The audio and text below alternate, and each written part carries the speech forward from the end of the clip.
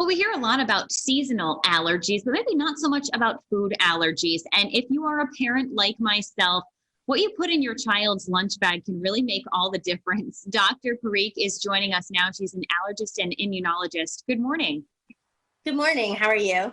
I'm great. Hey, you know what? I returned to work just recently. I have two young kids at home, and whether it's introducing foods for the first time with my infant or packing the lunch bag up for my son, food allergies come to mind. You got to be really careful out there. Yeah, absolutely. Especially because they've been increasing among school-age children in the past few decades. So I'm sure I'm not alone in this. And obviously the kids are back in the school year. I know the classic peanut butter and jelly sandwich can't be taken anymore because peanuts are one of those big allergies. But let's start there. Food allergy versus food intolerance. What do we need to know? Yeah. That's very important because food allergy is actually when your immune system is involved.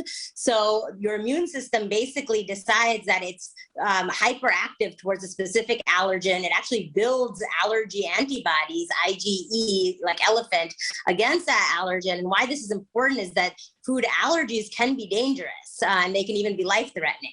So it's really important to distinguish which of the two you have. And usually people can have rashes with that, swelling of their lips, tongue, but also more severe symptoms like trouble breathing, vomiting, dizziness, loss of consciousness, or, that full-blown anaphylactic shock we hear about.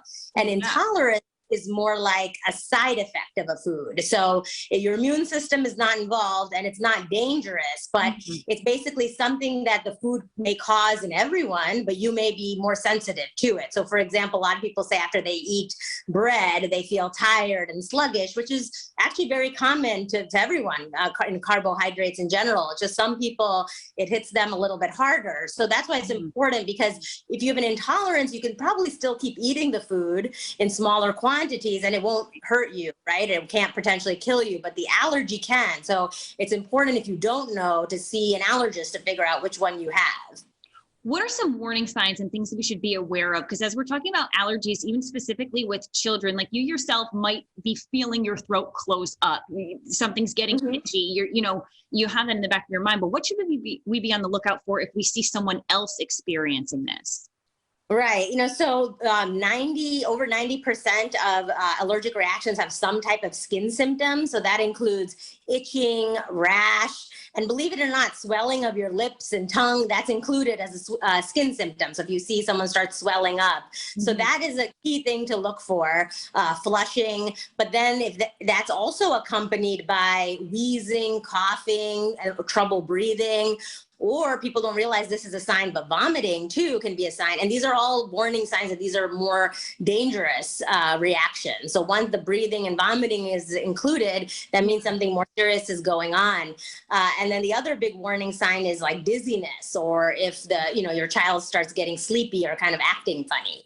Okay. All right. Yeah. So obviously if anything seems off, it makes us question it a bit more. And I know we don't want to scare everyone out there, but we do want people to know that it could possibly become a scary situation. So be aware of it, be knowledgeable of, like you said, those warning signs. I mentioned the peanut butter sandwich earlier on in this interview. Are peanuts still up there in terms of common allergies with kids? What are some of the most common allergies that we're seeing lately? Yeah, that's a great question. So peanut is one of the most common, like 8 high-risk foods. So peanuts are tree nuts. So that includes like almond, walnut, pistachio, basically all the other nuts. Milk, cow's milk is a common allergen. Wheat, eggs, soy, those are all, and fish and shellfish. Those are the 8 most common high-risk foods. Now, you can be allergic to anything, but those are the ones that we tend to look out for the most. All right. So be careful if you're incorporating foods for the first time with the little ones, or if you're sending your kid off to school, maybe, sharing of the snacks isn't always the best idea. Right. Exactly. Well, Dr. Parikh, thank you so much for joining us and sharing all that knowledgeable information. No, thank you for having me. We're going to put all of these reminders up on our website. It's roadshow.com. Be careful out there.